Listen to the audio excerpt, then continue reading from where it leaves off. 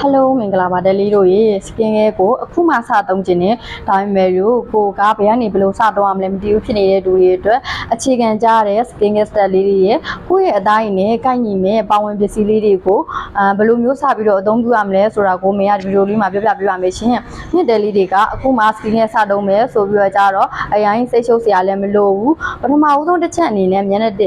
တစ်ဆေးရွေးချယ်တဲ့အခါမှာအမြုပ်ထွာအားနည်းတဲ့မျက်နှာတစ်ဆေးလေးတွေကိုရွေးချယ်ပြီးတော့အသုံးပြုပေးပါရှင်။ကိုယ့်ရဲ့အသားရည်ကအစီပြန်နဲ့ဝက်ချံထွက်တယ်ဆိုလို့ရှိရင်တော့salicylic acid 1 to 2% လောက်ပါတဲ့ဂျယ်တိုက်လေးတွေကိုရွေးချယ်ပြီးတော့အသုံးပြုပေးပါရှင်။ဒါမှမဟုတ်ဘူးကိုယ့်ရဲ့အသားရည်က dry skin sensitive skin ဆိုလို့ရှိရင်တော့အဆိုရက်ဖြစ်ပြီးတဲ့ cream တိုက်လေးတွေကိုရွေးချယ်ပြီးတော့အသုံးပြုပါရှင်။နံပါတ်2အချက်အနေနဲ့ moisturizer ကတော့အသားရည်ထဲမှာရှိတဲ့ခုခံအလွှာလို့ခေါ်တဲ့ skin barrier အားကိုလည်းကောင်းလာစေတယ်။ moisturizer ရဲ့ပါဝင်ပစ္စည်းထဲမှာဆိုလို့ရှိရင်တော့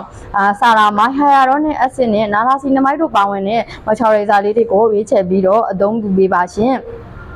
နံပါတ်3အချက်အနေနဲ့ sun cream ကတော့မဖြစ်မနေကိုအသုံးပြုပေးရမယ် skin care step လေးပါနော်။သူကဆိုလို့ရှိရင်နေအောင်ကြည်တန်အကြောင်းအသားရည်မညီညာလေးအမဲဆန်းနဲ့တင်းတိတ်လေးတွေကိုလည်းမဖြစ်အောင်ကောက်ွယ်ပေးနိုင်ပါတယ်ရှင်။